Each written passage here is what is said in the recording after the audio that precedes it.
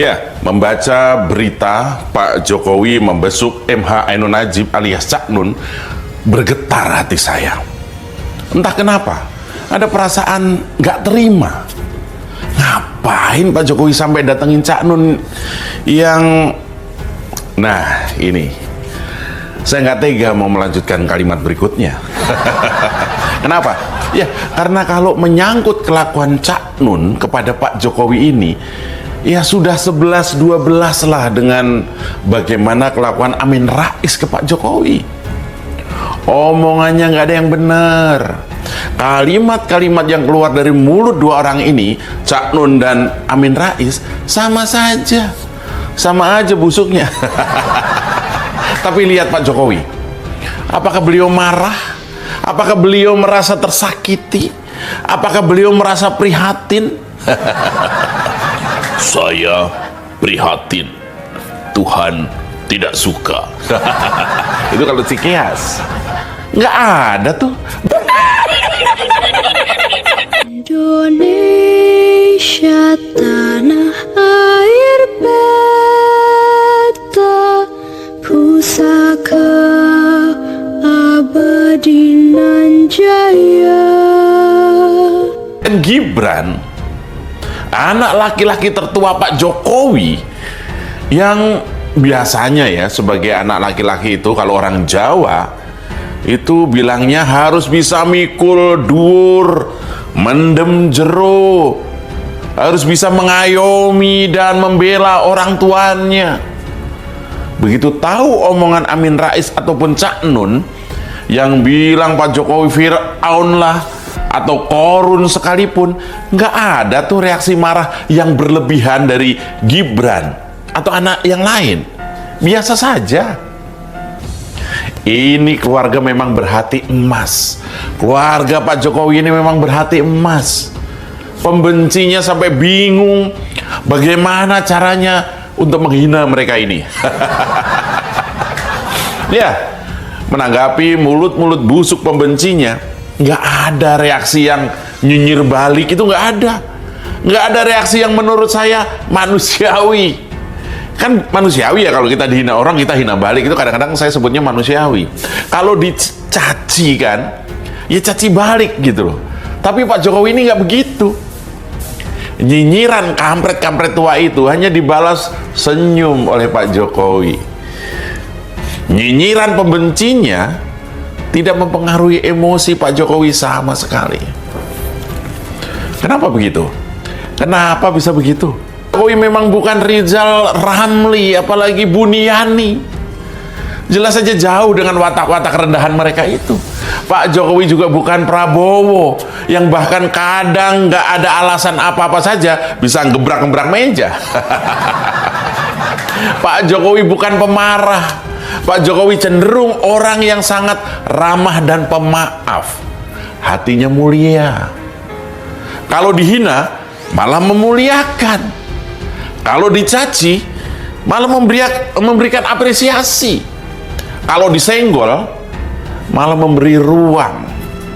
Kalau dinyinyirin, malah memberikan senyuman. Ini pemimpin berhati emas. Indonesia memang perlu pemimpin yang seperti ini. Nggak baperan, nggak gampang ngajak perang, nggak gampang tersinggungan. Kenapa begitu? Ya karena ibarat seorang bapak yang punya banyak anak, kalau gampang tersinggung dengan ucapan anak-anaknya, maka si bapak ini nggak akan kerja-kerja. Kegiatannya berantem melulu sama anak-anaknya. Menjadi pemimpin negara juga begitu. Harus tebal telinga, harus besar hati, harus punya kesabaran kelas dewa, harus punya jiwa mengayomi seluruh anak bangsa. Karena sebagus apapun pemimpin negara, yang nyinyir itu akan selalu ada. Watak Pak Jokowi ini juga mulai jadi panutan banyak orang. Nah, dan kalau bicara konteks pergantian pimpinan pada 2024 nanti, sosok yang meneladani Pak Jokowi soal kesabaran, tebal telinga dari segala fitnah dan nyinyiran, ya baru ada pada sosok yang bernama Ganjar Pranowo. Jokowi dan Ganjar Pranowo adalah dua sosok yang speknya nyaris sama. Bisa saja karena memang sama-sama orang biasa dan dari Jawa. Bisa saja karena dua-duanya memang berasal dari keluarga sederhana. Bisa saja karena keduanya memang bermental pejuang yang sebenarnya. Atau bisa saja karena keduanya bukan berasal dari militer sehingga tidak mengenal sifat kasar, tapi malah sebaliknya. Ganjar memang diramal oleh banyak orang sebagai tokoh yang paling siap meneruskan bukan hanya kerja istimewanya Pak Jokowi ya, tapi bahkan dari sisi mental sekalipun. Ganjar menunjukkan sebagai figur yang paling siap menghadapi berbagai tingkah pola orang-orang uzur seperti Amin Rais, Cak Nun, Riza Ramli, Rizik Syihab, dan kroco-kroconya.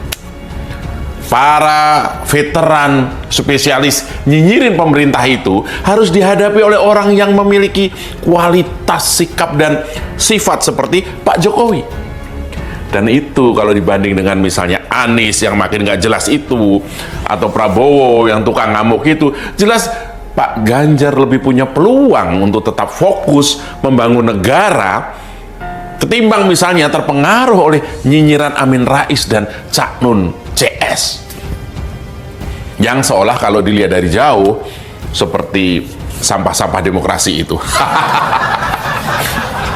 Kalau kita lihat ke belakang ketika masa pandemi kemarin, betapa hujatan ke Pak Jokowi memang luar biasa, dan mendengar semua hinaan, cercaan, dan hujatan itu dihadapi oleh Presiden Jokowi dengan penuh kesabaran, keikhlasan. Pak Jokowi tetap bekerja tak mengenal lelah menyelamatkan rakyat. Meskipun dihujat dan dituduh gagal menangani pandemi COVID-19 kemarin, tapi Pak Jokowi nggak peduli. Dan itu akhirnya terbukti. Kita bisa keluar dari pandemi, bahkan perekonomian kita melesat, bahkan bisa meninggalkan negara-negara Eropa. Mas Jopray mengatakan, menanggapi mulut-mulut pembencinya, nggak ada reaksi yang nyinyir balik tuh. Nggak ada reaksi yang menurut saya manusiawi, kan manusiawi ya. Kalau kita dihina, orang kita dihina balik. Itu kadang-kadang saya sebutnya manusia nyinyiran kampret tua. Itu hanya dibalas senyum oleh Pak Jokowi. Nyinyiran pembencinya tidak mempengaruhi emosi Pak Jokowi sama sekali. Kenapa begitu? Kenapa bisa begitu? Kita bahas setelah yang satu ini. Bagi Pak Jokowi, yang paling utama adalah kesejahteraan dan keselamatan rakyat adalah di atas segalanya. Soal Riza Ramli dan teman-teman, bodo amat. Bahkan seperti MH Enu Najib, meski banyak dikenal sebagai penceramah, pendakwah, budayawan, penyanyi, loyalis keluarga cendana, tapi tetap saja nggak lepas dari nyinyiran yang luar biasa ke Presiden Jokowi. Karena yang namanya kedengkian itu kalau sudah menempel di hati, dia tidak mengenal siapapun orangnya. Baik yang mengatasnamakan agama sekalipun tidak sungkan atau malu pekerjaannya menghina dan menghujat presiden. Bahkan sampai ada yang sampai mendoakan keburukan pada Presiden Jokowi. Padahal bergelar imam besar. Oh iya ya, kemana itu orang sekarang tuh? Sang imam besar itu. Kabarnya sudah dikondisikan capres tertentu untuk tiarap ya, dan baru dibangunkan kalau sudah saatnya kampanye tiba.